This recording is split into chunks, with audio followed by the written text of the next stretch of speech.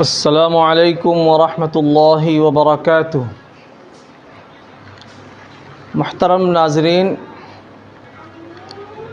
آج میں چھینک آنے پر کیا کہا جانا چاہیے، کیا کہنا چاہیے۔ تو جب کسی شخص کو چھینک آئے تو اس کو چاہیے کہ وہ بآواز بلند الحمدللہ کہے،